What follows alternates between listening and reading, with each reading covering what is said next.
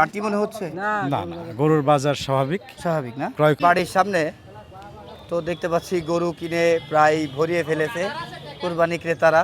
এখানে তো আবার এই যে ফটো চলছে। বাহ সুন্দর এই গরুটা।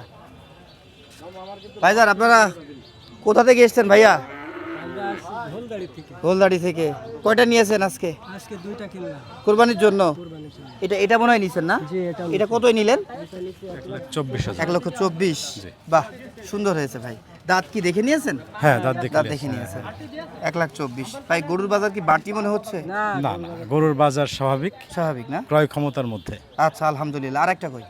আর একটা অলরেডি চলে গাড়িতে পাঠিয়ে গিয়েছে। দিচ্ছি। জি জি আচ্ছা আচ্ছা। প্রতি বছর গরু দিয়েই কুরবানি দেন? জি জি গরু দিয়ে দেওয়া হয়। আচ্ছা, আচ্ছা। নাম কি আপনার? আমার নাম হচ্ছে কৃষিবিদ মোহাম্মদ ওয়াসকরুনি। আচ্ছা আচ্ছা ভাই ঠিক আছে। Thank you. কৃষিবিদ না আপনি? আচ্ছা বাহ সুন্দর। 1,24,000 টাকায়। দর্শক আমরা দেখছি শুনছি চুয়াডাঙ্গার ঐতিহ্যবাহী যুগযুগী পশু হাট থেকে কুরবানির পশু কিনছে ওই যে কৃষিবিদ ভাই ওয়াসকরুনি ওনার নাম। আর এই জায়গাটা ঠিক আমার আসলে বাসার সামনে।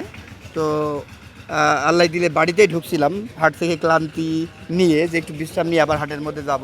তো এখানে যেহেতু একটা গরু পেয়ে গেলাম তো আপনাদের একটু ধারণা দেওয়ার জন্য আমি ভিডিওটা নিলাম আর কি। হ্যাঁ ধন্যবাদ, ভালো থাকবেন, আল্লাহ হাফেজ, টাটা। আপাতত আমি আবারও আপনাদের ভিডিও দিচ্ছি, আসছি। ব্যাপারীরা কি গাছের নিচে বিশ্রাম নিচ্ছেন? ওকে, এটা নিয়েছেন কুরবানি দাতা আপনারা?